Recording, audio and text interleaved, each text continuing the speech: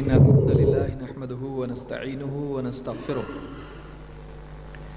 ونعوذ بالله من شرور أنفسنا ومن سيئات أعمالنا من يهده الله فلا مضل له ومن يضلل فلا هادي له وأشهد أن لا إله إلا الله وحده لا شريك له وأشهد أن محمدا عبده ورسوله أما بعد فإن خير الحديث كتاب الله وخير الهدي هدي محمد صلى الله عليه وعلى آله وسلم وشر الأمور محدثاتها وكل محدثة بدعة وكل بدعة ضلالة وكل ضلالة في النار.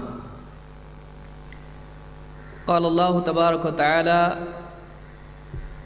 وَلَقَدْ يَسَّرْنَا الْقُرْآنَ لِلذِّكْرِ فَهَلْ مِن مُدَّكِرٍ. میرے محترم دینی بھائیوں اور قابل احترام اور بہنوں، اللہ رب العالمین نے ساری انسانیت کی ہدایت کے لیے قرآن کریم کو نازل کیا ہے۔ یہ وہ کتاب ہے جس سے انسان کے عقائد سدھرتے ہیں، انسان کی عبادات صحیح ہوتی ہیں، انسان کے اخلاق، اس کے آداب صحیح ہوتے ہیں، اس سے معاشرے کی اصلاح ہوتی ہے۔ انسان کا ظاہر ہو یا اس کا باطن ہو، ان دونوں کی اصلاح اور ان دونوں کی صفائی ستھرائی کے لیے اللہ رب العالمین نے قرآن کریم نازل کیا ہے۔ اس کتاب میں انسان کی کامیابی کے لیے بنیادی اصول دیے گئے ہیں، اور اللہ رب العالمین نے کچھ باتیں اجمالی طور پر اور کچھ باتیں تفصیلی طور پر انسان کی اصلاح کے لیے بیان کی ہیں۔ اللہ کے نبی صلی اللہ علیہ وسلم کو اللہ تعالیٰ نے 23 سال میں قرآن کریم عطا کیا۔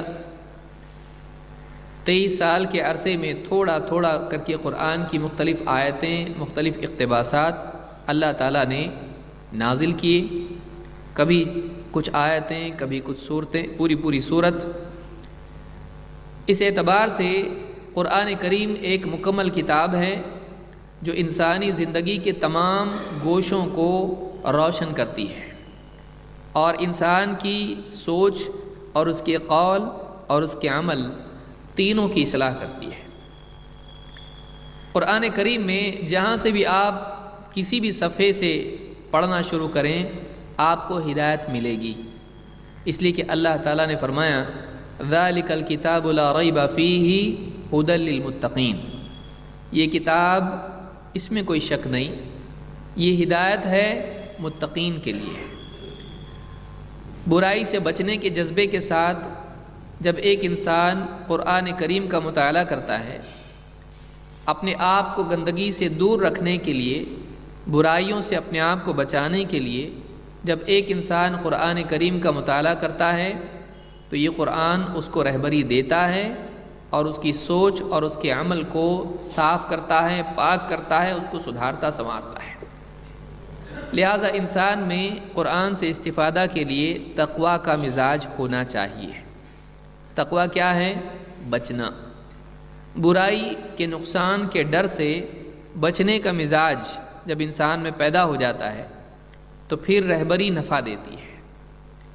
لیکن اگر ایک انسان میں کسی چیز کے برے انجام کا خوف نہ ہو تو وہ اس سے بچنے کی بھی فکر نہیں کرتا ہے، اور جب اس سے بچنے کی فکر نہیں کرتا ہے تو نصیحت اس کو فائدہ نہیں دیتی ہے۔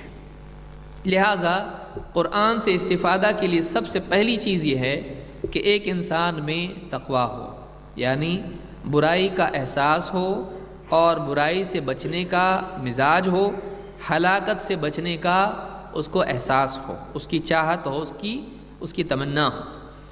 لہٰذا قرآن کریم ایک ایسی کتاب ہے جو ساری انسانیت کے لیے ہدایت ہے، لیکن قرآن کریم سے واقعی فائدہ اٹھانے کے لیے ضروری ہے کہ ایک انسان میں برائیوں سے بچنے کا مزاج ہو، وہ اندر سے چاہتا ہو کہ میں برائیوں سے بچنا چاہتا ہوں۔ اگر اندر سے یہ چاہت نہ ہو تو قرآن کی رہبری انسان کو نفع نہیں دیتی ہے۔ اللہ تعالیٰ قرآن کریم میں فرماتا ہے وَيَهْدِي إِلَيْهِ مَنْ أَنَابَ، اللہ تعالیٰ اس کو ہدایت دیتا ہے جو اللہ کی طرف رجوع کرتا ہے۔ انسان کے اندر اگر چاہت ہوتی ہے تو اللہ کی طرف سے آنے والی ہدایت اس کو واقعی نفع دیتی ہے۔ بہرحال قرآن کریم میں اللہ تعالیٰ نے مختلف مقامات پر بہت ساری آیتیں نازل کی ہیں، جس میں ایک ساتھ کئی احکام بیان کیے ہیں۔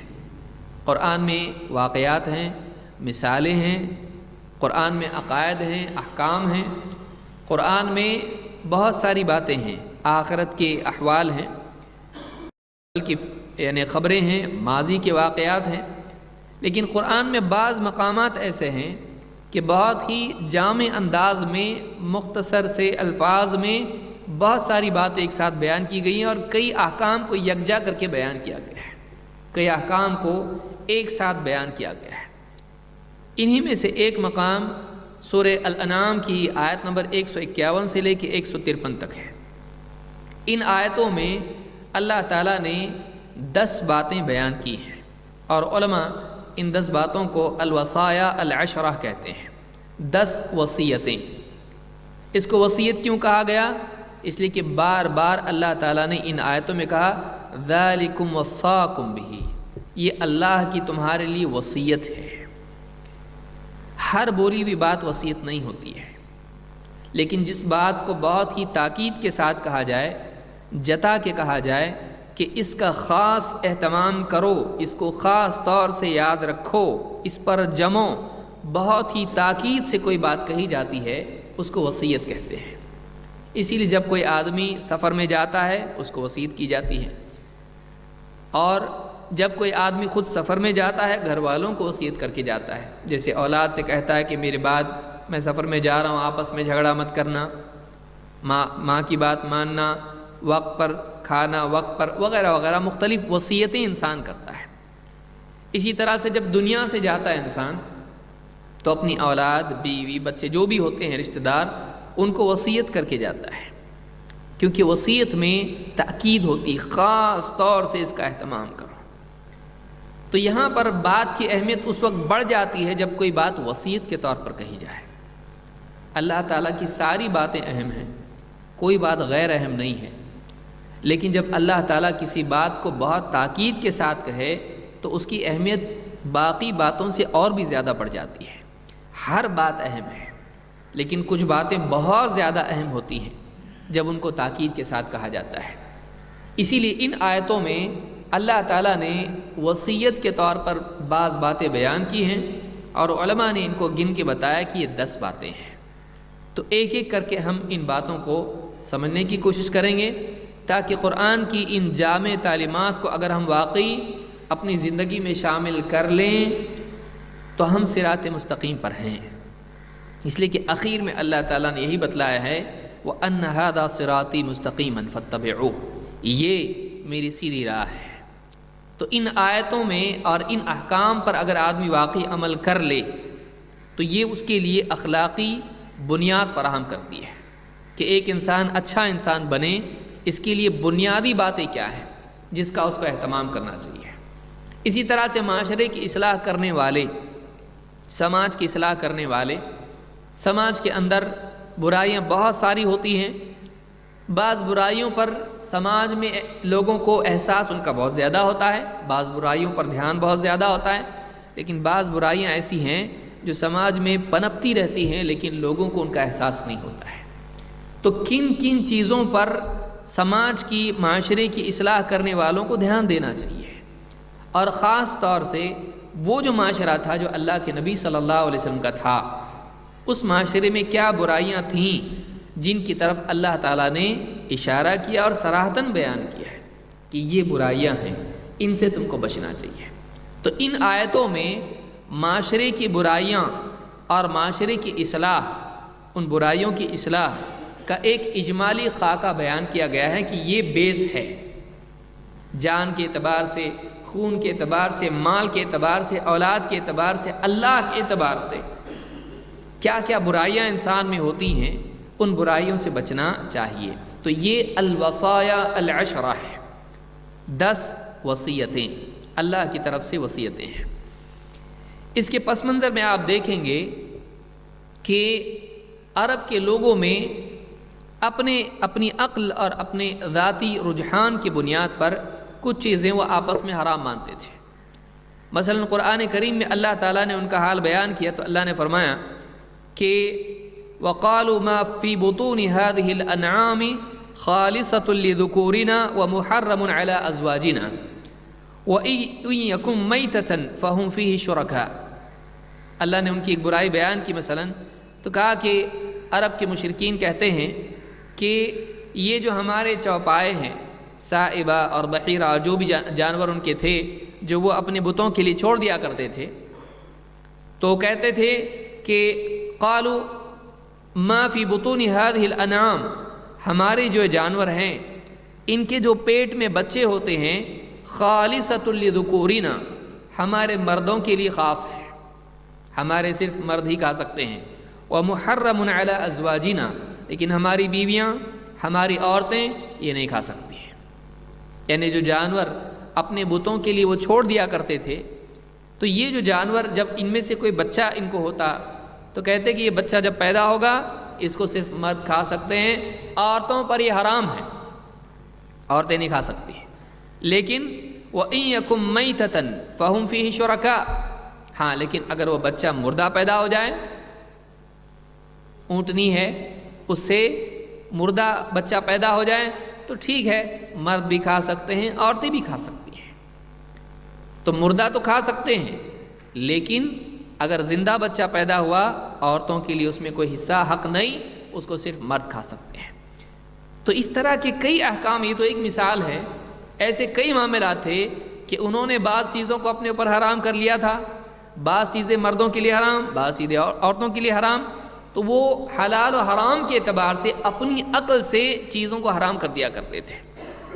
اللہ نے بتلایا ایسا نہیں ہو سکتا ہے، تم اپنی عقل سے حرام کر لو چیزوں کو، نہیں۔ اصل حرام کیا ہے، اصل برائی کیا ہے؟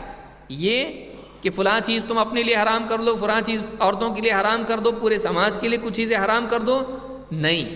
اصل برائی کیا ہے، اصل حرام کیا ہے، آؤ میں تم کو بتاتا ہوں۔ تو اس پس منظر کو سامنے رکھتے ہوئے، اس سماج کی یہ جو حالت ہے، اس حالت کو سامنے رکھتے ہوئے اللہ نے یہ آیتیں نازل کی ہیں جو ہم آج جس کا مطالعہ ہم کرنے والے ہیں۔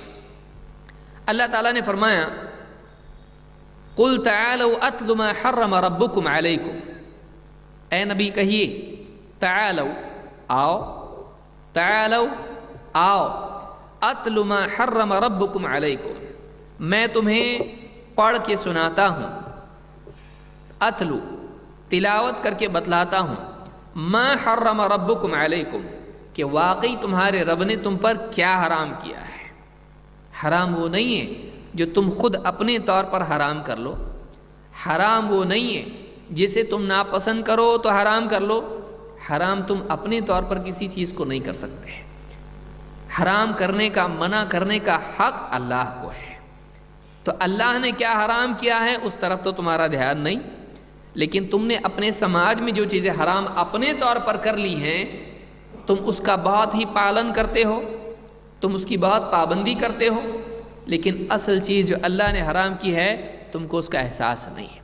تو ایک برائی سماج میں ہوتی ہے کہ سماج اپنے طور پر کچھ چیزوں کو برا مان لیتا ہے، لیکن اللہ تعالیٰ نے جو کہ ہمارا پروردگار ہے، ہمارا مالک ہے، اس مالک نے جو چیزیں ہم پر حرام کی ہیں، جو منع کی ہیں، جو اس کے نزدیک بری ہیں، سماج میں اس کا احساس نہیں ہوتا ہے۔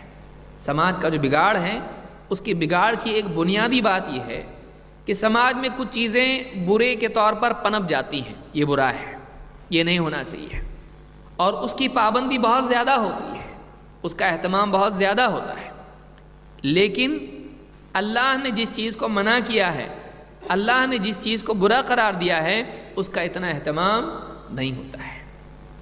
جیسے مثال کے طور پر آپ دیکھیں، سماج کے اندر عورت بیوی شوہر کا نام نہیں لے سکتی، اگر شوہر کا نام لے لے تو معلوم نہیں کیا معلوم طلاق ہو جائے یا کچھ آسمان پھٹ پڑے اس کے اوپر کہ بہت بڑی بے ادبی ہوگی ہے، لیکن باقی بدتمیزیاں عورت شوہر سے کر سکتی ہے، باقی اللہ کے معاملے میں بہت کچھ کر سکتی ہے، لیکن یہ کہ وہ شوہر کا نام نہیں لے سکتی. آج ہمارے معاشرے میں ایسا ہے.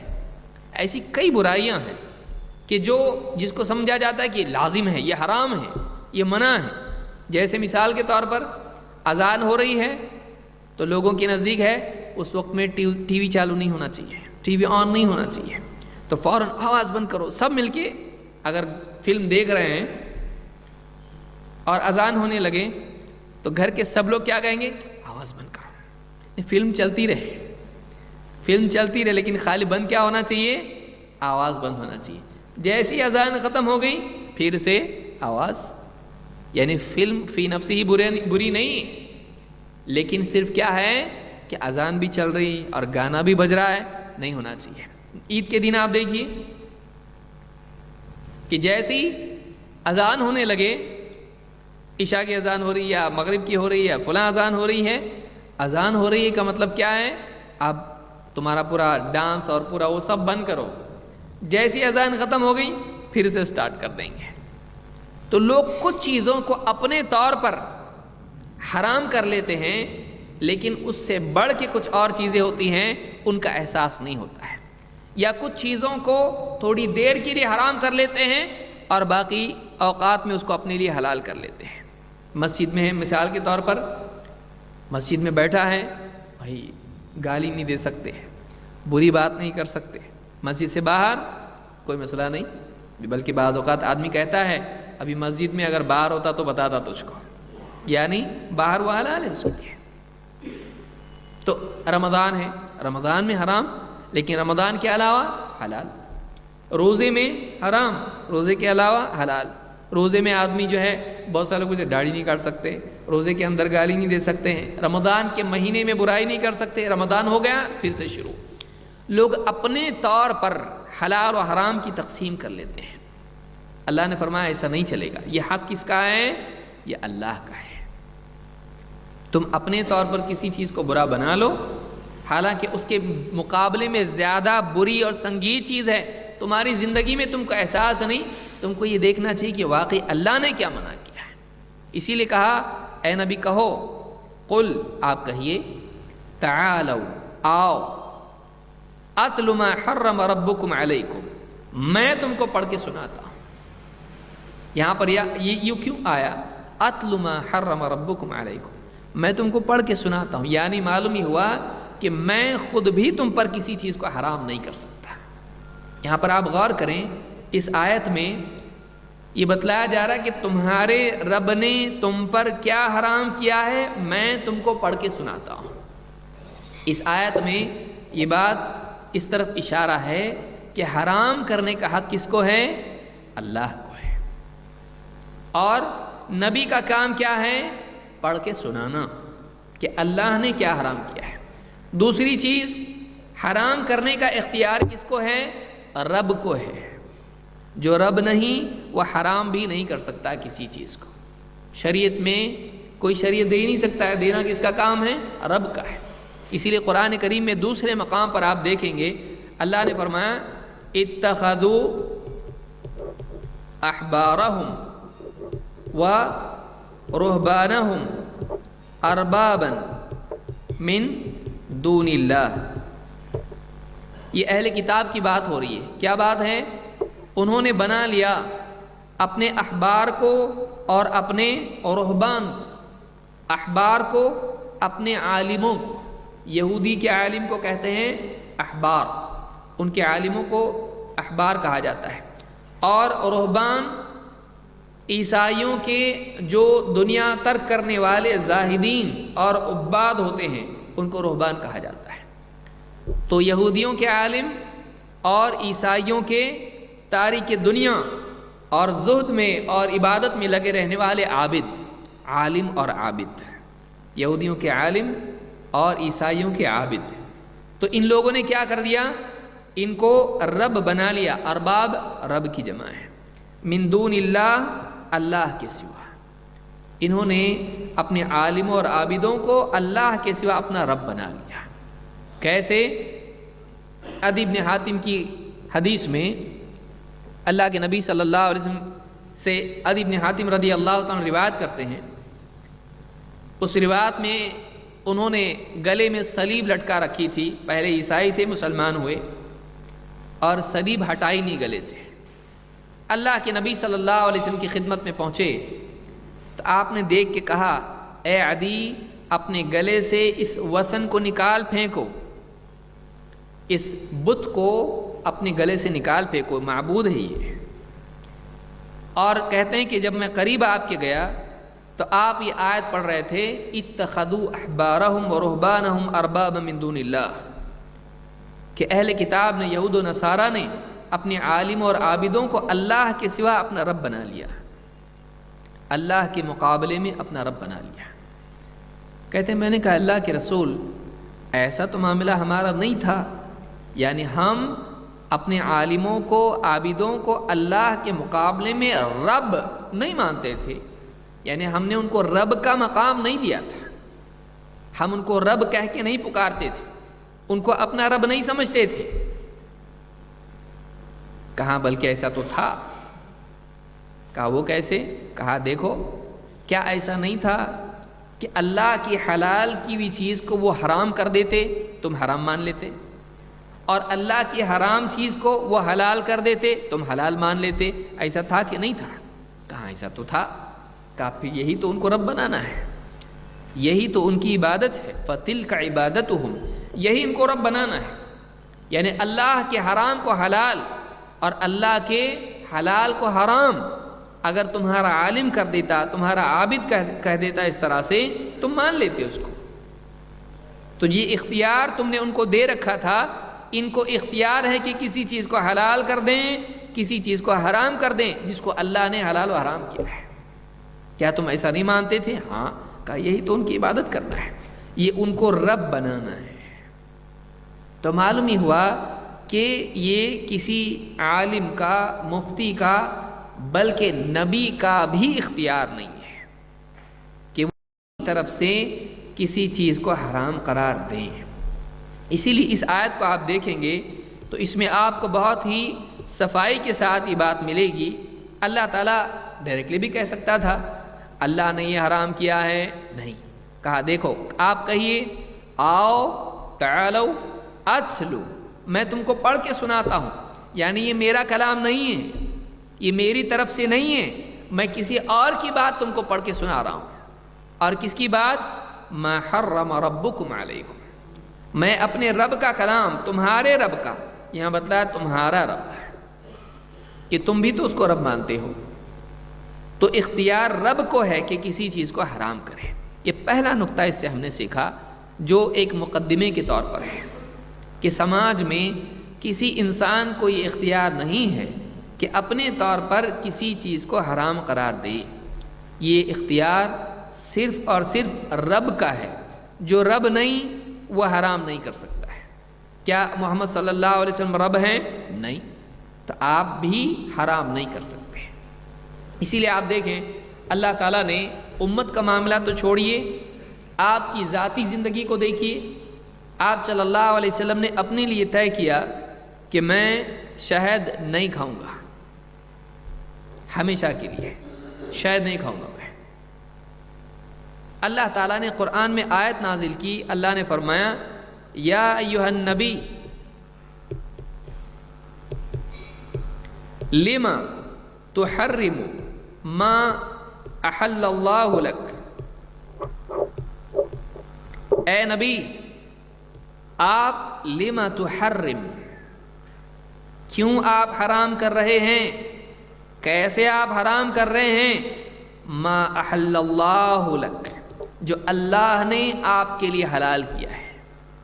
اب دیکھیے دو باتیں معلوم ہوئی، ایک تو یہ معلوم ہوا تھا کہ حرام کرنے والا کون ہے، تمہارا رب۔ اس آیت سے بات معلوم ہوئی ما احل اللہ لک، اللہ نے جو آپ کے لیے حلال کیا ہے۔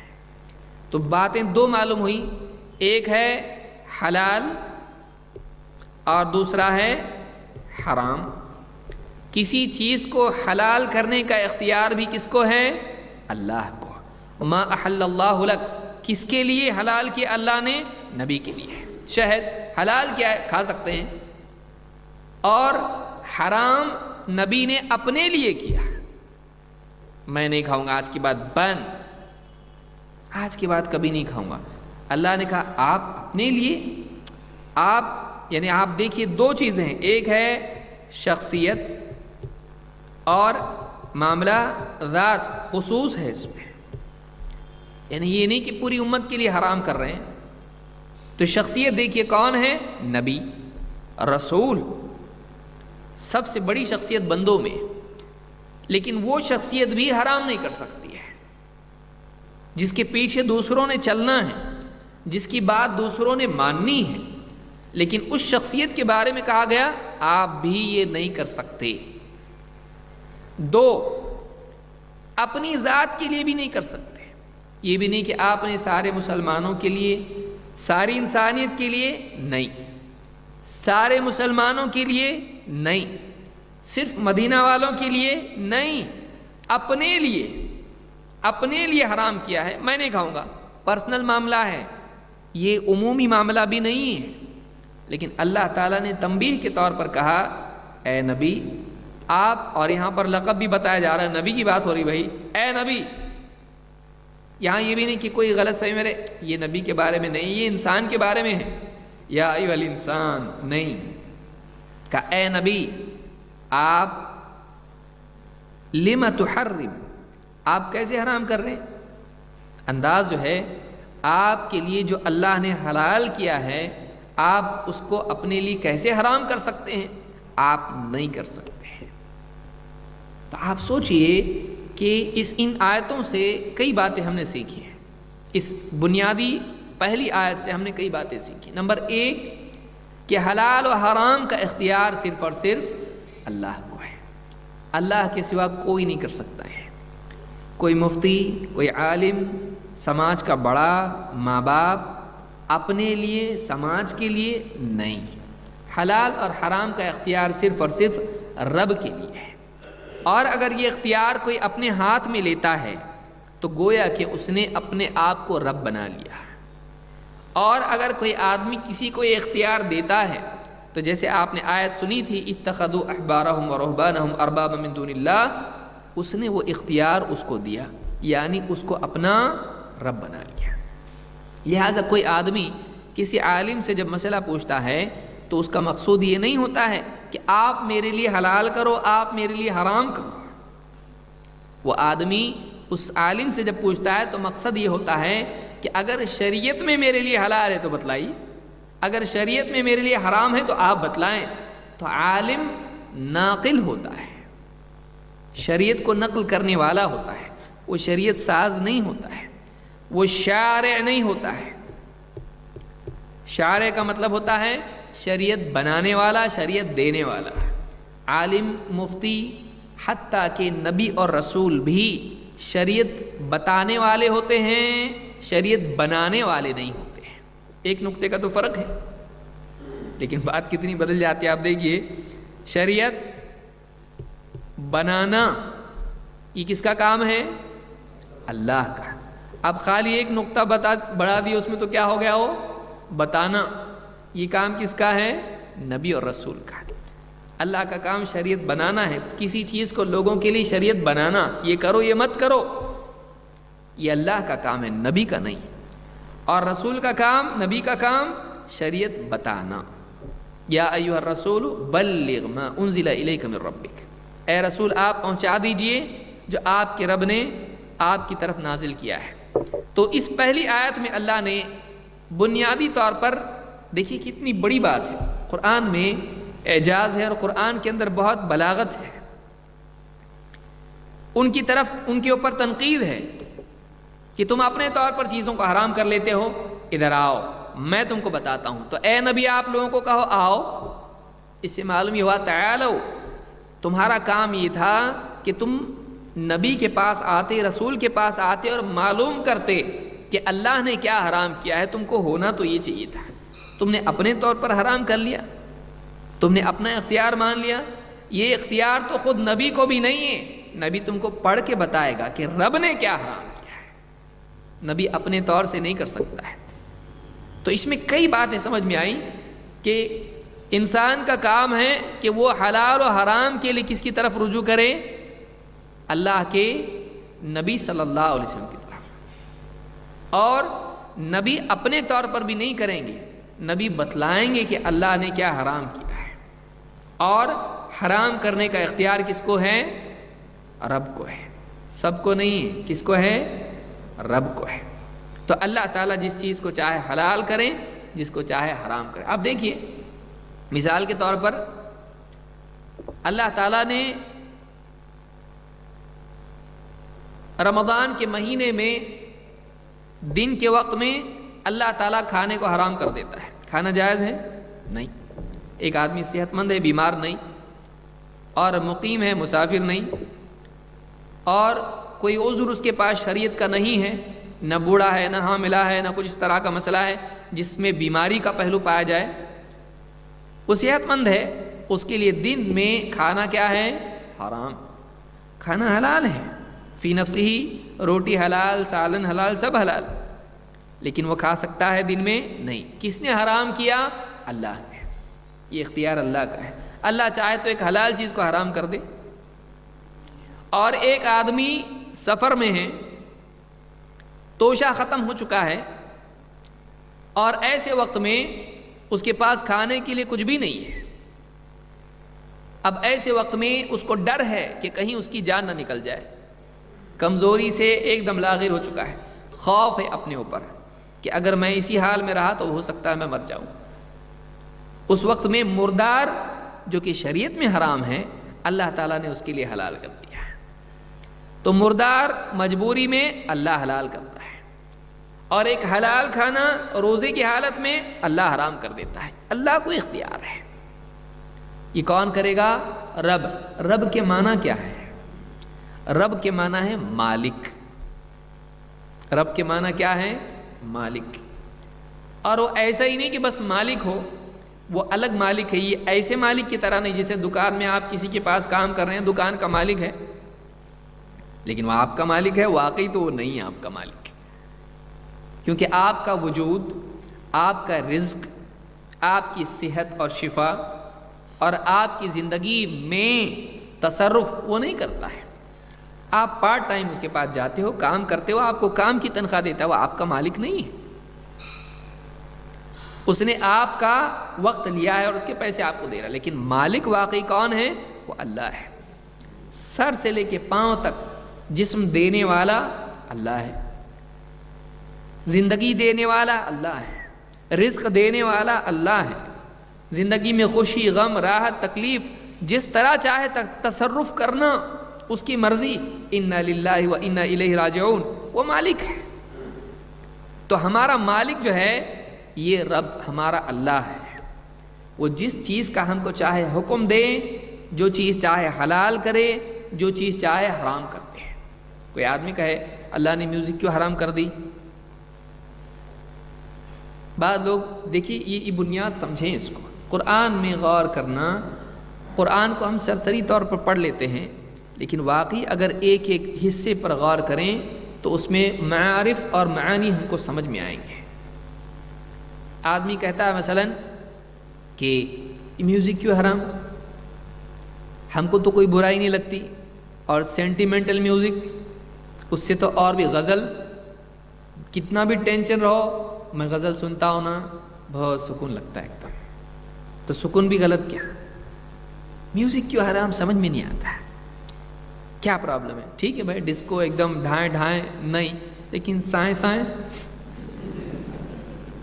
یہ بھی حرام۔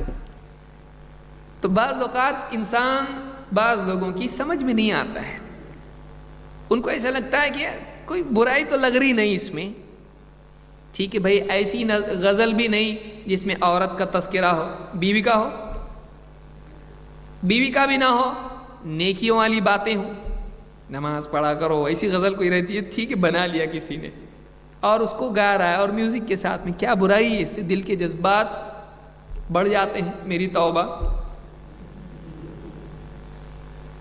ایک صاحب بولنے لگے وہ سنتا نا رونا آتا میرے کو۔ اچھا واقعی رونا آنا چاہیے کہ میں کیا کر رہا ہوں؟ میری توبہ گا کے بجا کے اس سے بھی توبہ کرنی پڑے گی۔ یعنی آپ سوچیے گناہ کے ساتھ توبہ کی مثال اگر دیکھنی ہے تو میری توبہ دیکھو آپ، کہ گا کے بجا کے اور توبہ کا گانا گا رہا، تو وہ خود غلط ہے، اور توبہ انسان کی جہالت دیکھیے، توبہ بھی کرتا تو گناہ کے ساتھ، یعنی گناہ کے اندر ملبوس توبہ، کیا کہیں گے اس کو؟ وہ ایسی ہی جیسے کوئی آدمی، اللہ رحم فرمائے، ایک آدمی کسی چیز کو دھونے کے لیے پیشاب سے دھو سکتا ہے؟ وہ خود ایک نجاست ہے۔ گندگی کو صاف کرنے کے لیے ایسا پانی جس میں خود ناپاکی ہو، آپ اس سے پاک کر سکتے؟ بولے پانی لو، یہ لو پانی پیشاب دھونے کے لیے، ہاں لیکن اس میں بھی پیشاب گرا ہوا ہے، تو آپ اس سے دھو سکتے ہیں؟ صاف ہوگا وہ؟ نہیں، کیونکہ وہ پانی خود نجس ہے۔ تو بعض اوقات ایک آدمی بھلائی بھی کرتا ہے، برائی سے مکس اس کے اندر برائی ہوتی ہے اور وہ خود برائی ہوتی ہے۔ اللہ ہم سب کی عبادت فرمائے۔ تو بعض اوقات سمجھ میں آتا میوزک حرام کیوں؟ نیک میوزک کیوں حرام؟ ایک ہی جواب اس کا ہے، اللہ نے منع کر دیا، اللہ تعالیٰ نے حرام کر دیا۔ وہ مالک ہے ہمارا، وہ مالک ہے، وہ منع کر سکتا ہے، لاکھ بھلائی دکھائی دے اس میں، لاکھ فائدہ اس میں دکھائی دے، کیونکہ ہر چیز میں عقل سے برائی کی وجہ تلاش کرنا بندے کا کام نہیں ہے۔ بھائی کوئی برائی نہیں، مان لو میوزک میں، فرض کر لو اس میں کوئی برائی نہیں ہے، اس میں برائی، لیکن مان لو کوئی برائی نہیں اس کے اندر، بہت فائدے اس کے اندر ہے، بیمار کو سنائے تو صحت مند ہوتا میوزک تھراپی، اور اس سے غم دور ہوتا اور ایک دم اچھا لگتا اور ٹینشن دور ہوتا، ٹھیک ہے، لیکن اللہ نے منع کیا کا مطلب ختم، تو بندہ ہے، وہ تیرا کون ہے؟ رب ہے۔ تو اس آیت میں یہ حصہ ہم کو بتلا رہا ہے کہ تیرا رب حرام کرتا ہے، کیوں؟ وہ تیرا مالک ہے۔ بھائی ہمارا دنیا میں کوئی کمپنی کا مالک ہے، وہ اگر کمپنی کا مالک کہتا ہے فلاں روم میں فلاں لوگ ہی جائیں گے، فلاں لوگ نہیں جائیں گے، اس میٹنگ میں وہ لوگ آئیں گے باقی لوگ نہیں آئیں گے، جاتے؟ بولے ہم انسان نہیں کیا؟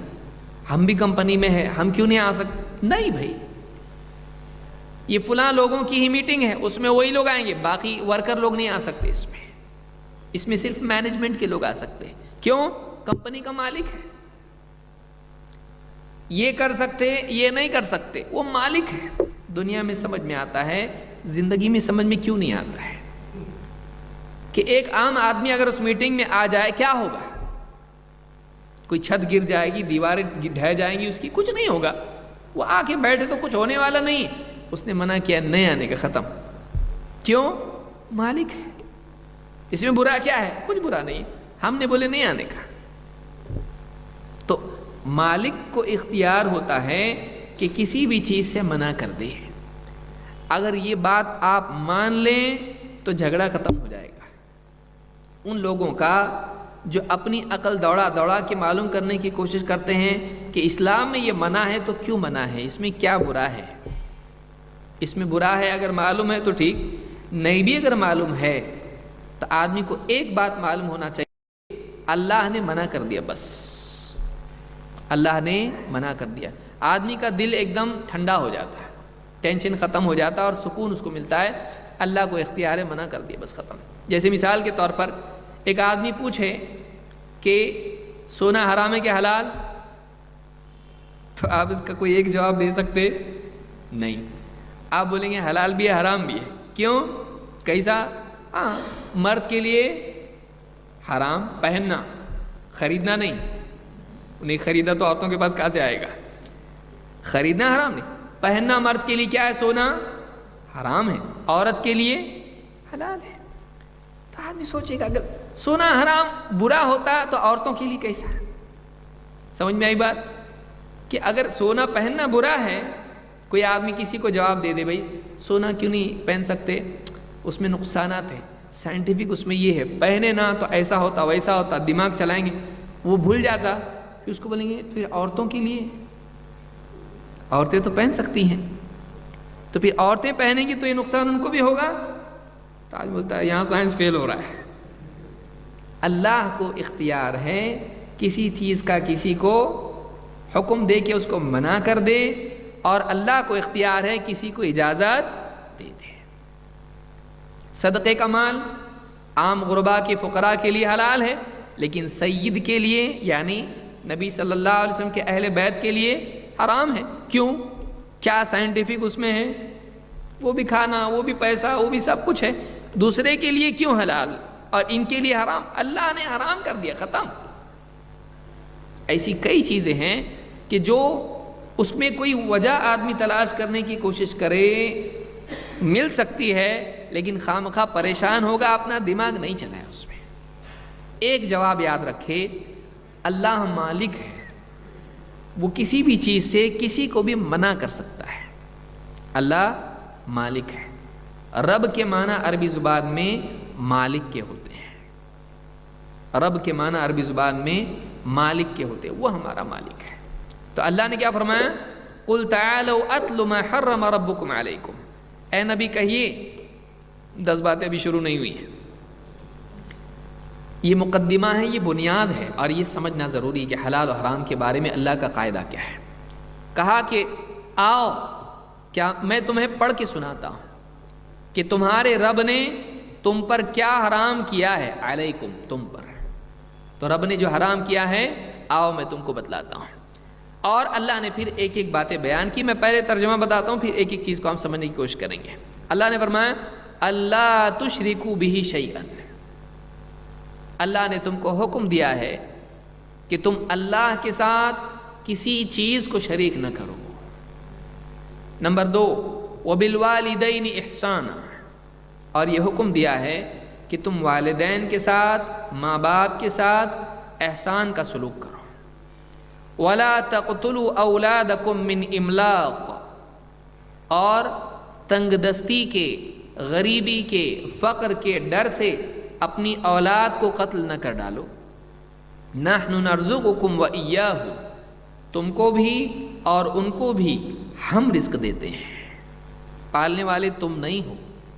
مارو مت اپنی اولاد کو، ختم مت کرو اپنی اولاد کو، تم کو بھی اور ان کو بھی ہم رزق دیتے ہیں۔ ولا تقربوا الفواحش ما ظہر منها وما بطن، اور بے حیائی کے قریب ہی مت جاؤ، چاہے وہ کھلی ہوئی ہو، ظاہر ہو یا چھپی ہوئی ہو۔ ولا تقتلوا النفس التي حرم الله الا بالحق، اور کسی جان کو قتل مت کرو جس کا قتل کرنا اللہ نے حرام کر دیا ہے، ہاں مگر یہ کہ حق کے ساتھ قتل کر سکتے ہو۔ ذالکم وصاکم بہ لعلکم تعقلون، یہ تم کو اللہ وصیت کر رہا ہے تاکہ تم غور کرو، عقل سے کام لو، سوچو، سمجھنے کی کوشش کرو۔ پھر کہا ولا تقربوا مال الیتیم، یتیم کے مال کے قریب بھی مت جاؤ، الا باللتی ہی احسن، ہاں مگر اس طریقے سے جس میں بھلائی ہو، اس یتیم کی بھلائی ہو، اس مال کی بھلائی ہو۔ حتی یبلغ اشدہ، کب تک؟ جب تک کہ وہ اپنی پختہ عمر کو نہ پہنچ جائے، جب پہنچ گیا اس کو اس کا مال دے دیا۔ وَأَوْفُوا الْكَيْلَ وَالْمِيزَانَ بِالْقِسْطِ، اور کیل کو، ناپ کو، اور میزان کو، جو ترازو ہوتا ہے، دونوں کو عدل و انصاف کے ساتھ پورا کرو، یعنی حقدار کو اس کو پورا حق دو، ناپ تول کو پورا بھرپور دو۔ لا نکلف نفسا الا وسعها، ہاں ہم کسی پر وہ بوجھ نہیں ڈالتے جو اس کی طاقت سے زیادہ ہو۔ وَإِذَا قُلْتُمْ فَعْدِلُوا، اور جب تم بات کرو کسی کے جھگڑے میں یا کسی معاملے میں تو عدل کی بات کرو۔ وَإِذَا قُلْتُمْ فَعْدِلُوا، چاہے وَلَوْ كَانَ ذَا قُرْبَى، چاہے معاملہ، میٹر، مسئلہ، جھگڑا، فیصلہ، چاہے معاملہ اپنے اقربا کا کیوں نہ ہو، قریبی رشتہ دار کیوں نہ ہو، عدل کی بات کرو۔ وَبِعَهْدِ اللَّهِ أَوْفُوا، اور اللہ سے جو تم نے عہد لیا ہے، اللہ سے جو عہد کیا ہے اس کو پورا کرو، اللہ سے کیے ہوئے وعدے کو پورا کرو۔ ذالکم وصاکم بہ لعلکم تذکرون، یہ تمہارے لیے اللہ کی وصیت ہے تاکہ تم نصیحت لو۔ وَأَنَّ هَذَا صِرَاطِي مُسْتَقِيمًا، اور یہ میری سیدھی راہ ہے، فَاتَّبِعُوا، تو تم اسی راہ پر چلتے رہو، وَلَا تَتَّبِعُوا السُّبُلَ، اور اس کے علاوہ دوسری راہوں میں مت چلو، فَتَفَرَّقَ بِكُمْ عَنْ سَبِيلِهِ، وہ تمہیں اللہ کی راہ سے بھٹکا دیں گے، اللہ کی راہ سے دور کر دیں گے۔ ذَلِكُمْ وَصَّاكُمْ بِهِ لَعَلَّكُمْ تَتَّقُونَ، یہ اللہ کی تمہارے لیے وصیت ہے، یہ اللہ تم کو وصیت کر رہا ہے تاکہ تم بچنے والے بن جاؤ۔ 3 بار اللہ نے کیا کہا؟ ذَلِكُمْ وَصَّاكُمْ بِهِ، ذَلِكُمْ وَصَّاكُمْ بِهِ، ذَلِكُمْ وَصَّاكُمْ بِهِ، یہ اللہ کی تمہارے لیے وصیت ہے۔ تو 3 مرتبہ اللہ نے یہاں پر وصیت کی ہے اور کہا کہ یہ اللہ کی وصیت تمہارے لیے ہے۔ تو ہر جو ہے معاملے میں اللہ نے وصیت کی ہے، اسی لیے ان تمام باتوں کو الوصایا العشرہ کہتے ہیں، 10 وصیتیں اللہ نے جتا کے 10 باتیں کہی ہیں، اور اگر یہ برائیاں ان سے سماج پاک ہو جائے تو سماج بہترین سماج بن سکتا ہے۔ آئیے ایک ایک کر کے ہم ان چیزوں کو دیکھتے ہیں۔ سب سے پہلی بات اللہ نے کہی کیا ہے؟ شرک۔ سب سے پہلی برائی جو اللہ نے حرام کی ہے وہ شرک ہے، اور اللہ نے فرمایا قُلْ تَعَالَوْا أَتْلُ مَا حَرَّمَ رَبُّكُمْ عَلَيْكُمْ أَلَّا تُشْرِكُوا بِهِ شَيْئًا، آؤ میں تم کو بتلاتا ہوں کہ واقعی تمہارے رب نے تم پر کیا حرام کیا ہے۔ اللہ کے ساتھ شرک مت کرو، یہ جانور حرام، وہ کپڑا حرام، یہ چیز حرام، چھوٹی چھوٹی چیزوں میں تم پڑے ہوئے ہو، شرک حرام ہے، تم کو اس کا احساس نہیں۔ اللہ کے گھر کو بتوں سے بھر دیا، 360 بت تھے کعبہ میں اور کعبہ کے اطراف 360، یعنی اگر ایک بت کو ڈیلی اگر آپ ایوریج رکھیں سال ہو جائے گا، 1 سال کے بعد اس کا نمبر آئے گا۔ 360 بت بھرے ہوئے تھے پورے کعبہ میں۔ اللہ کے نبی صلی اللہ علیہ وسلم نے فتح مکہ کے وقت میں سب سے کعبہ کو پاک کر دیا، سارے بت ہٹا دیے وہاں سے، ساری تصویریں وہاں سے نکال دی، سارے پتھر اور نصب اور انصاب سب نکال دیے وہاں سے۔ تو ان کی زندگی میں شرک بھرا ہوا تھا، اور چھوٹی چھوٹی چیزوں میں یہ حرام کرتے تھے۔ سب سے بڑا حرام یہ ہے، اسے بات معلوم ہوئی کہ زندگی میں سب سے بڑی برائی اگر کوئی ہو سکتی ہے اور سب سے بڑا حرام اگر کوئی ہے تو پہلے کس کو بیان کیا گیا؟ شرک۔ لوگ بہت ساری چیزوں سے بچتے ہیں، زندگی میں برائیوں سے انسان بچتا ہے، لیکن وہ برائی جو سب سے بڑی برائی ہے جس سے انسان کو بچنا چاہیے وہ کیا ہے؟ شرک ہے۔ اللہ کی ذات میں، اس کی صفات میں، اس کی عبادت میں شریک کرنا، اس کی ذات میں شریک کرنا، اس کے اولاد ماننا، اس کی بیوی ماننا، اللہ تعالیٰ کی صفات میں شریک کرنا، جیسا وہ سنتا ہے فلاں پکارنے پر فلاں بھی سنتا ہے، وہ اولاد دیتا ہے تو یہ بھی دے سکتا ہے، اس کی عبادت میں شریک کرنا، اس کو پکارنے کی بجائے یا اس کو پکارنے کے ساتھ ساتھ دوسروں کو بھی پکارنا، ان سے بھی دعا کرنا، دعا عبادت ہے۔ تو اللہ کی ربوبیت ہو یا اللہ تعالیٰ کے اسماء و صفات ہو یا اللہ کی عبادت ہو، کسی بھی چیز میں شریک نہیں کرنا چاہیے اللہ کے ساتھ کسی اور کو۔ یہاں پر اللہ نے فرمایا اللہ تشرکوا بہ شیئا، شیئا اس کو کہتے ہیں کہ النکرہ فی سیاق النفی۔ عربی زبان کا قاعدہ ہے کہ نکرہ عربی زبان میں الشیء اور شیئن، د کے بغیر اور دی جسے انگلش میں کہتے ہیں، تو کسی اسپیسیفک چیز کے لیے د آتا ہے اور کسی بھی چیز کے لیے آتا ہے۔ تو عربی زبان میں قاعدہ ہے کہ نیگیٹو جملہ جب ہو لا اور اس میں نکرہ آئے بغیر الف لام کے تو وہ تمام چیزوں کو اپنے اندر شامل کر لیتا ہے۔ یہ قاعدہ عربی زبان کا، کہتے ہیں النکرہ فی سیاق النفی تعم، کہ ایک ایسی چیز جو عام ہو اور اس میں یعنی ایسا معاملہ ہو جس میں نفی کا ہو، جسے اللہ نے کہا اللہ نے تم پر حرام کیا ہے، اللہ نے تم کو حکم دیا ہے کہ تم اس کے ساتھ کسی بھی چیز کو شریک نہیں کرو گے، یہ سب آ گیا اس کے اندر، کسی چیز کو تم اس کے ساتھ شریک نہیں کرو گے، فرشتے کو نہیں، نبی اور رسول کو نہیں، ولی کو نہیں، ستاروں کو نہیں، پیڑ پتھروں کو نہیں، دھاگے اور کسی صلیب کسی چیز کو نہیں، یعنی کسی ایک چیز کو بتایا نہیں اللہ نے کہ تم اللہ کے ساتھ بتوں کو شریک نہیں کرو گے، بس نہیں، اللہ تعالیٰ نے کسی خاص چیز کا تذکرہ نہیں کیا بلکہ اللہ نے اس کو کھلا چھوڑ دیا، تم اللہ کے ساتھ کسی چیز کو شریک نہیں کرو گے۔ اللہ نے بتایا نہیں کس چیز کی بات ہو رہی ہے، کہا کسی بھی چیز کو نہیں، اللہ کے ساتھ کچھ شریک نہیں کرو گے۔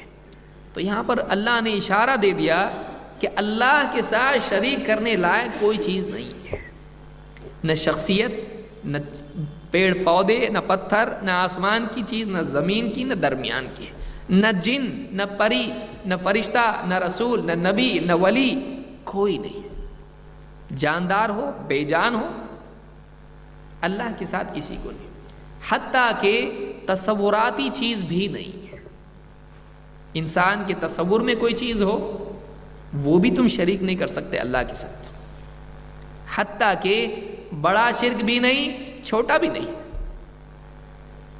ایک تو ہے بڑا شرک کہ آدمی پتھر کو سجدہ کرے، دوسرا یہ کہ قبلہ رخ ہو کے اللہ کو سجدہ کرے، لیکن چاہت یہ ہو کہ دوسرا آدمی دیکھ کے کہے کیا لمبا سجدہ کرنے والا آدمی ہے، تو وہ بھی نہیں ہو۔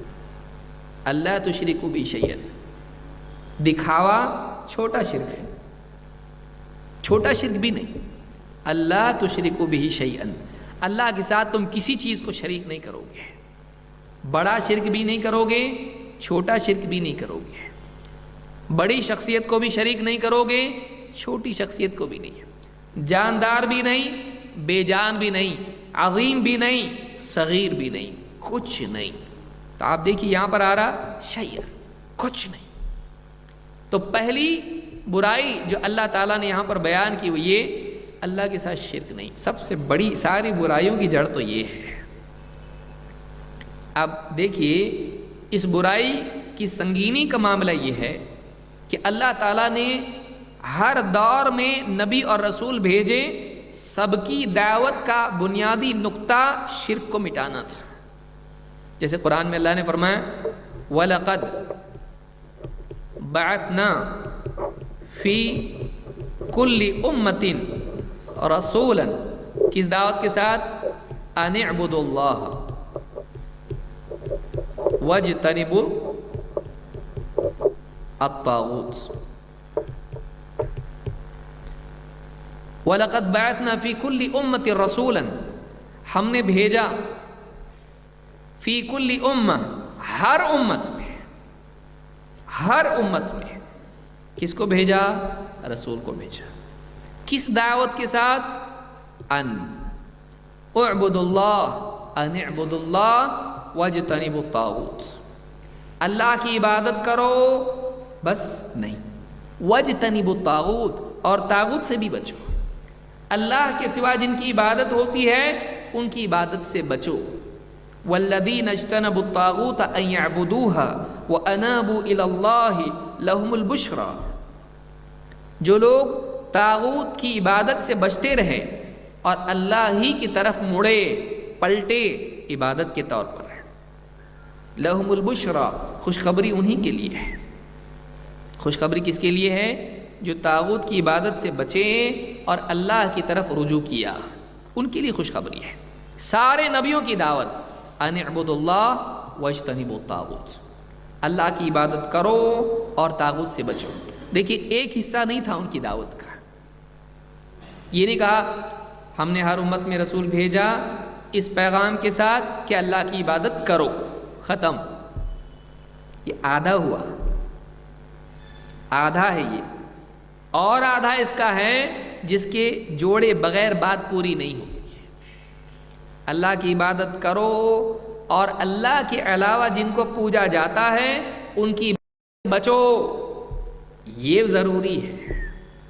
ورنہ اللہ کی عبادت کرو، دوسرے کی بھی کرو، تیسرے کی بھی کرو، چوتھے کی بھی کرو، لات اور عزا اور اس کی، تو اللہ کی بھی کر رہے ہیں، نہیں، اللہ کی تو کرو، اللہ کے سوا کسی اور کی نہیں۔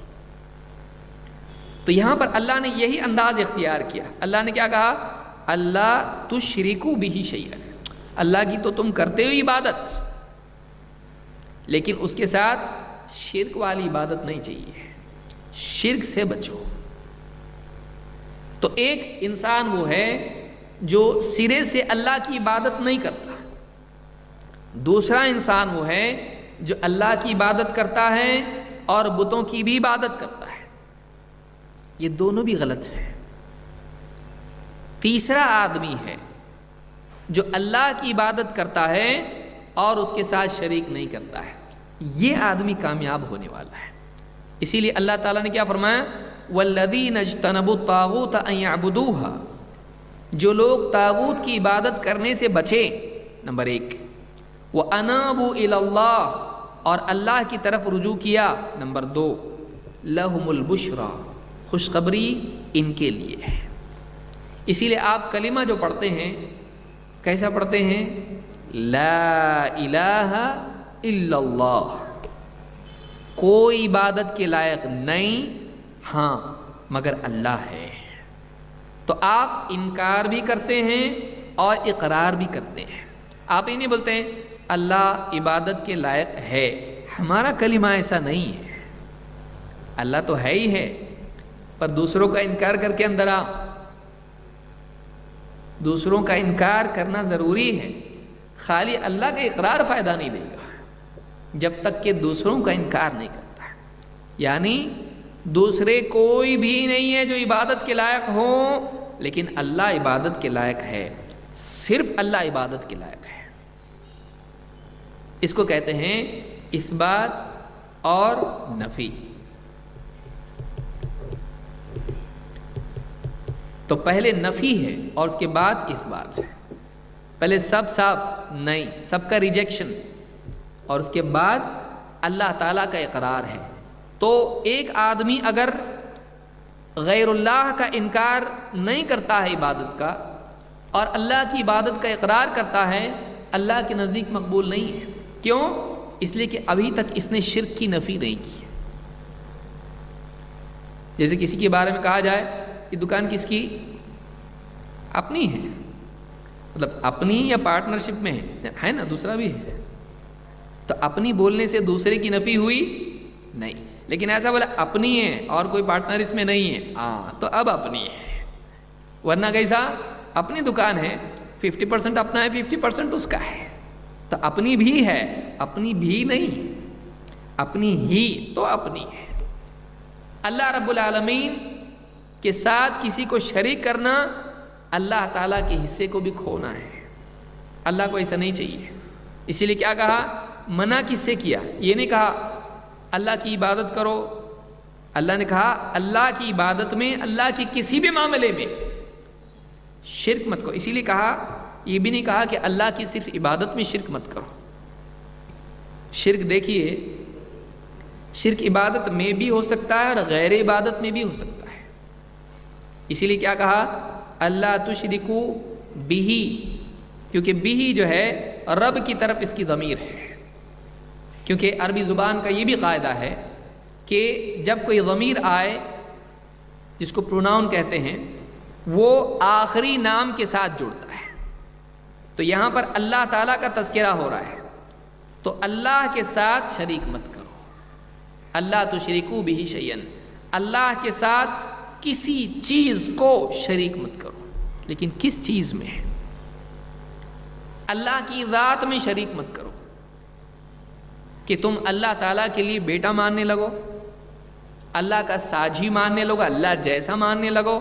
اللہ کی ذات میں شرک نہیں، اللہ کی صفات میں اللہ کی جو صفات ہیں جیسا اللہ ہے اس میں سے ایک یا کئی صفات دوسرے کے لیے ویسی مت مانو۔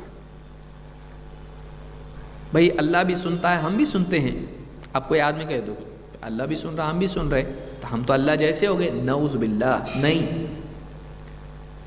بندہ رات میں، دن میں، جنگل بیابان میں، مسجد میں آواز سے چپ کے گونگا، بولنے والا، بچہ بڑا چھوٹا، کوئی بھی کسی بھی زبان میں اللہ کو پکارے، اللہ اس کو سنتا ہے۔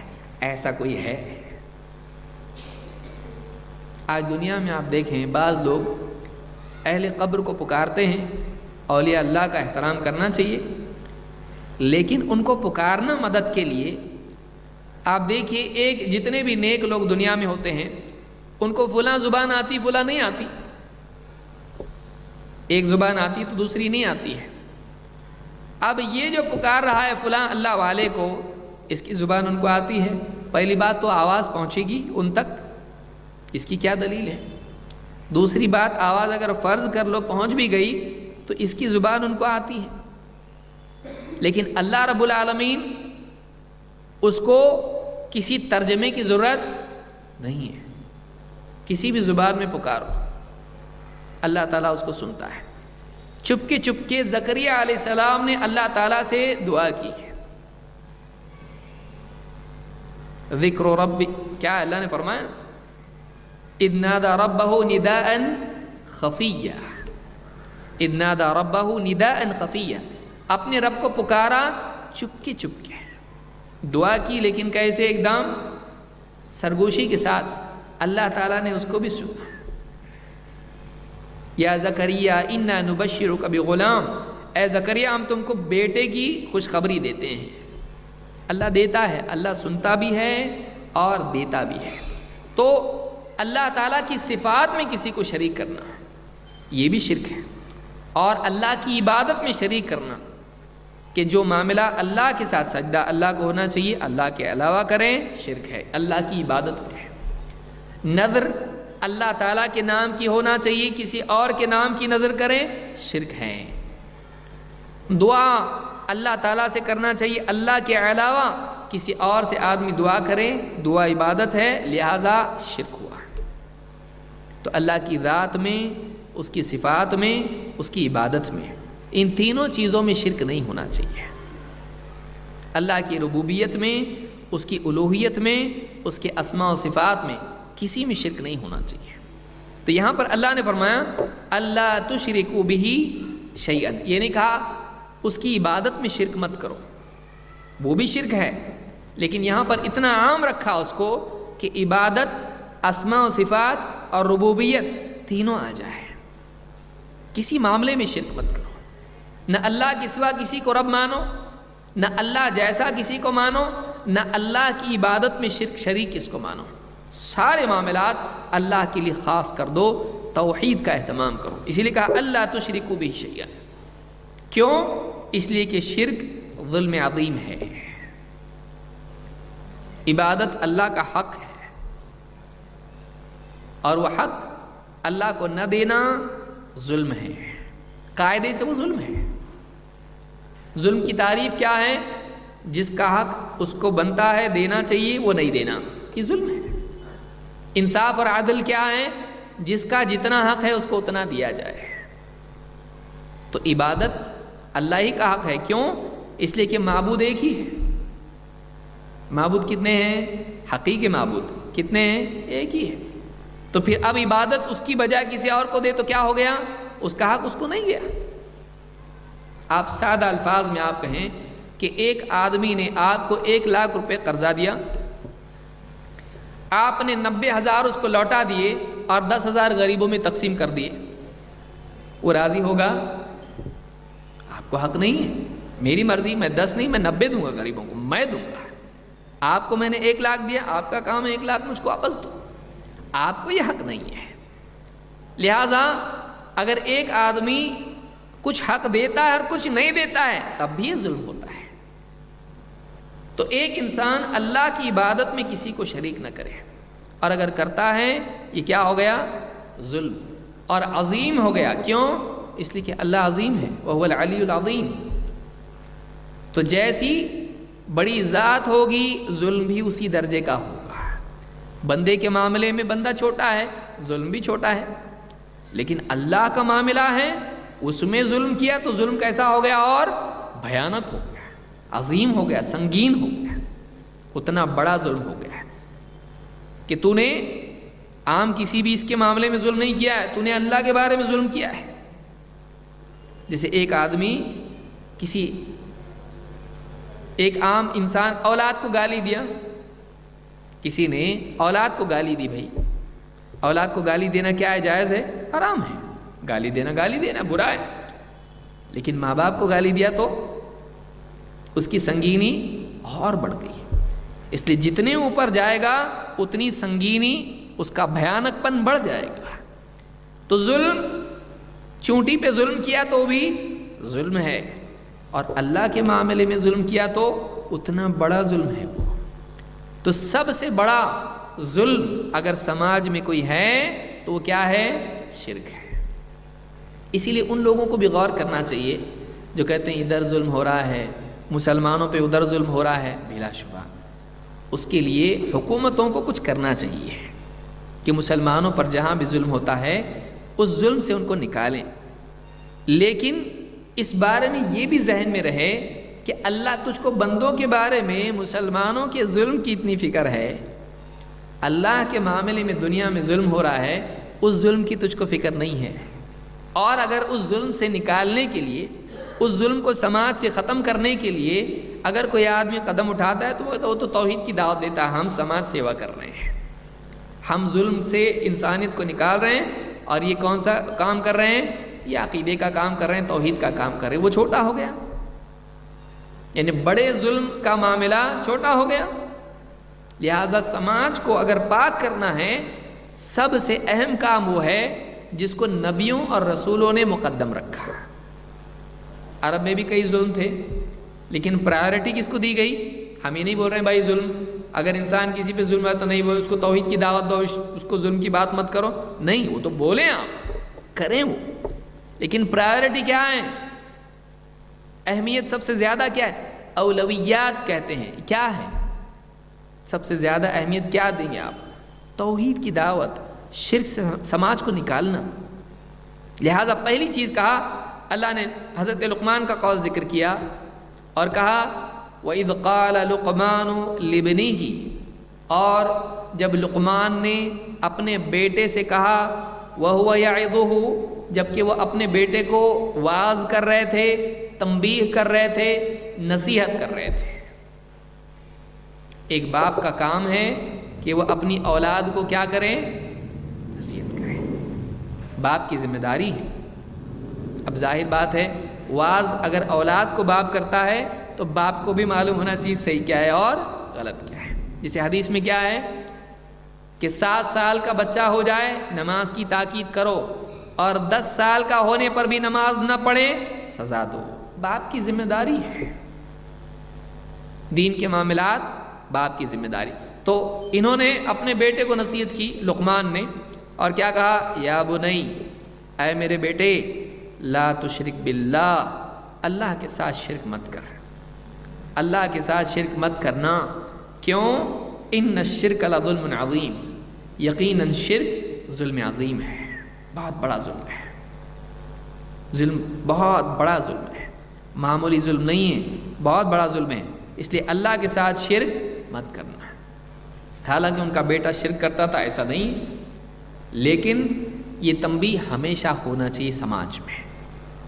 ابراہیم علیہ السلام نے اپنے بارے میں کیا کہا؟ اللہ تعالیٰ سے دعا کرتے ہوئے کیا کہا؟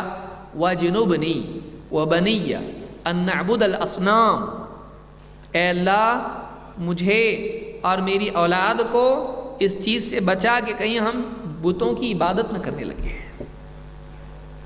کیا ابراہیم علیہ السلام بتوں کی عبادت کرتے تھے؟ نہیں، لیکن انسان کو اس چیز کی سنگینی کا احساس ہونا چاہیے۔ آج ہم یہ سمجھتے ہیں ہمارا عقیدہ صحیح ہے، نہیں، شرک کہاں سے آئے گا معلوم نہیں ہے۔ آدمی دیکھیے گھر میں بیٹھا ہے اور بارش کے دن ہیں اور اگست کا سیزن چل رہا ہے، اگست سپٹمبر، اس میں کیا رہتا ہے؟ ڈینگو، یہ خاص ٹائم ہے اس کا۔ کوئی اگر کھڑکی کھول دے پیچھے سے مچھر آتے ہو تو کیوں کھولا؟ بند، دروازہ بند، سب بند رکھتا ہے، کیوں؟ کہیں سے مچھر نہ آ جائے۔ دروازے بھی بند، کھڑکیاں بھی بند، کوئی کھڑکی کھلی نہیں رہنا چاہیے رات میں، دیکھو کیوں؟ مچھر آئے گا، کاٹے گا، پلیٹلیٹ کم ہو جائیں گے، ڈینگو ہو جائے گا۔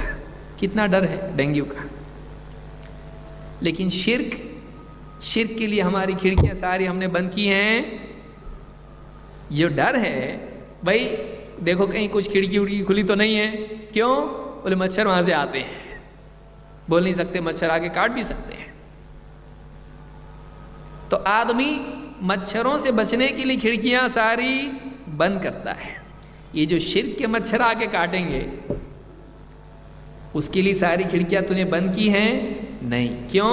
اس لیے کہ وہ ڈر نہیں ہے تجھ کو۔ ارے کچھ نہیں ہوتا، کچھ نہیں ہوتا، شیطان کہاں سے آ کے پھنسائے گا معلوم نہیں۔ ابراہیم علیہ السلام جیسا انسان جس کی توحید کی خود اللہ گواہی دے،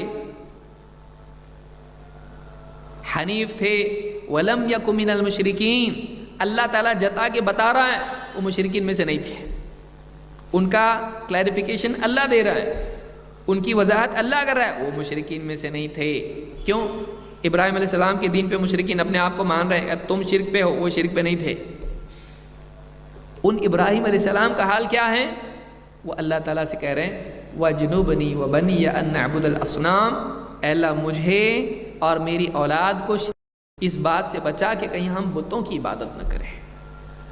یہ ڈر ہونا چاہیے۔ تو سماج کی برائی وہاں سے شروع ہوتی ہے جہاں سے شرک سماج میں آتا ہے۔ اور ابھی الیکشن کا دور ہے،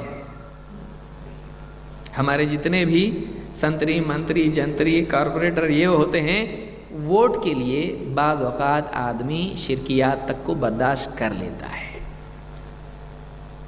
بہت ہی بچنے کی چیز ہے، انسان کو بچنا چاہیے۔ کچرے کے ڈبے میں گیا وہ سیٹ، ہم اللہ کے ساتھ شرک نہیں کریں گے، کیوں؟ جنت کی سیٹ نہیں ملے گی، جنت میں بیٹھنے کی جگہ نہیں ملے گی۔ لہٰذا ایک انسان کو چاہیے کہ وہ شرک سے بچے، شرک سے بچنا ضروری ہے۔ اللہ تعالیٰ فرماتا ہے ان اللہ لا یغفر ان یشرک بہ، اللہ تعالیٰ اس بات کی ہرگز مغفرت نہیں کرے گا کہ اس کے ساتھ شریک کیا جائے۔ وَيَغْفِرُ مَا دُونَ ذَلِكَ لِمَن يَشَاءُ، اور شرک سے کمتر جس گناہ کی چاہے گا، جس کے لیے چاہے گا مغفرت کر دے گا۔ لِمَن يَشَاءُ، اللہ کی مرضی، اللہ کی مشیت۔ لیکن کیا؟ مَا دُونَ ذَلِكَ، شرک سے کمتر گناہ۔ شرک سے کمتر کا مطلب کفر معاف ہوگا ایسا نہیں، کیونکہ کفر کمتر نہیں ہے، شرک کے برابر میں ہے، نفاق برابر میں ہے۔ وہ ایسی کیٹیگری ہے جس میں مغفرت نہیں۔ ہاں اس سے چھوٹی کیٹیگری ہو، چوری، زنا اور جھوٹ اور بہت ساری چیزیں ہیں، اللہ چاہے گا اس کو معاف کرے گا، اللہ کی مرضی، اللہ کی چاہت، لمن یشاء، سب کو معاف کرے گا ایسا بھی نہیں، اللہ جس کو چاہے گا معاف کرے گا۔ وَمَن يُشْرِكْ بِاللَّهِ، اور یاد رکھو جو اللہ کے ساتھ شرک کرے فَقَدِ افْتَرَىٰ إِثْمًا عَظِيمًا، اس نے بہت بڑا جھوٹ گھڑا، اس نے بہت بڑا اثمًا عظیما، اس نے بہت بڑے گناہ کو اپنی طرف سے ایجاد کیا۔ کیوں؟ اس لیے کہ کائنات میں شرک کی گنجائش نہیں ہے۔ ساری کائنات کس کے آگے جھکی ہوئی ہے؟ اللہ کے آگے ہے۔ ساری کائنات اللہ کی بات مانتی ہے، اور یہ اللہ کے علاوہ کسی اور کے آگے اپنے آپ کو جھکا رہا ہے، تو اس نے افطرا کا مطلب گھڑنا، اثمًا عظیما، بہت بڑا گناہ اس نے اپنی طرف سے گھڑ لیا۔ یہ چیز تھی نہیں، اس نے اپنی عقل سے بنا لی۔ لہٰذا اللہ تعالیٰ نے اس بات کا اعلان کر دیا ہے کہ شرک کی مغفرت نہیں، شرک کی مغفرت نہیں ہے۔ تو یہ پہلی چیز تھی جس میں الأخیر میں ایک آیت پڑھ کے میں اپنی بات کو ختم کروں گا، آگے ہم بڑھیں گے اگلے درس میں۔ اللہ نے فرمایا وَلَقَدْ أُوحِيَ إِلَيْكَ، اے نبی ہم نے آپ کی طرف یہ وحی بھیجی ہے، وَإِلَى الَّذِينَ مِن قَبْلِكَ، اور ان کی طرف بھی جو آپ سے پہلے تھے نبی اور رسول، لَإِنْ أَشْرَكْتَ، اگر تم نے شرک کیا، اگر تو نے شرک کیا، لَيَحْبَطَنَّ عَمَلُكَ، تیرا عمل برباد کر دیا جائے گا، وَلَتَكُونَنَّ مِنَ الْخَاسِرِينَ، اور تو یقیناً خسارہ گھاٹا اٹھانے والوں میں سے ہو جائے گا۔ دیکھیے ہم نے کس کی طرف وحی کی؟ نبیوں کی طرف۔ ہر نبی سے کہا گیا یہ انبیاء سے ہوتا ہے شرک؟ نہیں، نبی تو شرک سے نکالنے کے لیے آتے ہیں، لیکن اللہ نے یہاں بتلایا دوسرے تو چھوڑو، بالفرض ہوگا نہیں ایسا، لیکن قاعدہ ہے، کوئی بھی ہو، لئن اشرکت، نبیوں سے خطاب کر کے کہا گیا اگر تم نے بھی شرک کیا ہوتا، لئن اشرکت لیحبطن عملک، ہم آپ کا عمل بھی برباد کر دیتے ہیں، وَلَتَكُونَنَّ مِنَ الْخَاسِرِينَ، اور آپ خسارہ اٹھانے والوں میں سے ہو جاتے ہیں۔ نبی شرک نہیں کرتے ہیں، قاعدہ ہے۔ اللہ نے یہاں بتلایا کہ یہ قاعدہ ایسا ہے کہ کسی بھی شخصیت کے لیے چاہے کتنی بھی بڑی شخصیت کیوں نہ ہو بدلے گا نہیں۔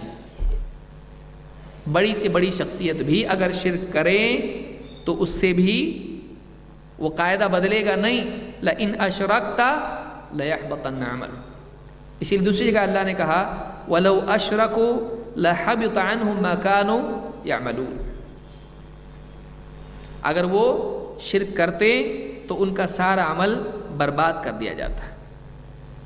تو یہاں پہ معلوم ہوتا ہے کہ شرک کسی کے لیے معاف نہیں ہے، شرک کسی کے لیے معاف نہیں ہے۔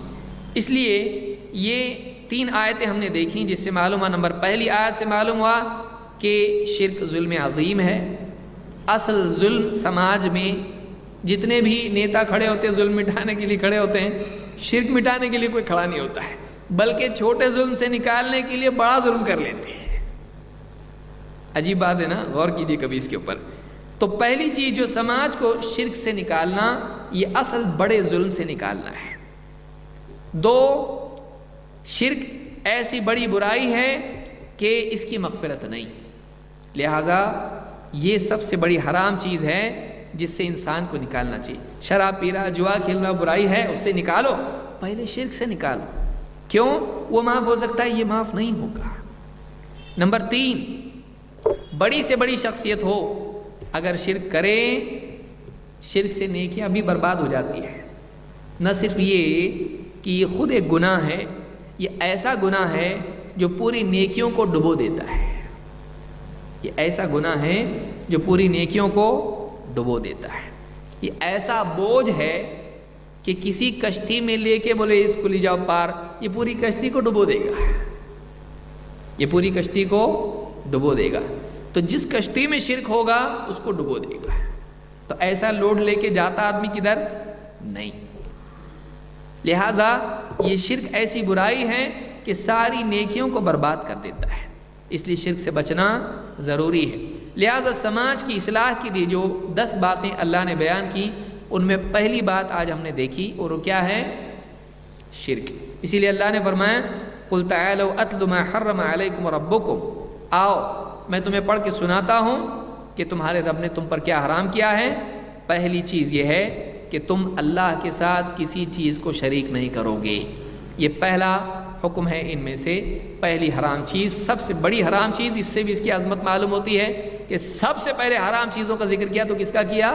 شرک کا کیا، جس کے بارے میں آج عموماً لوگوں میں احساس نہیں ہے۔ باقی برائیاں تو لوگوں کو معلوم ہے، شرک کی برائی ابھی تک معلوم نہیں ہے، پہلے اللہ نے اس کو ذکر کیا ہے۔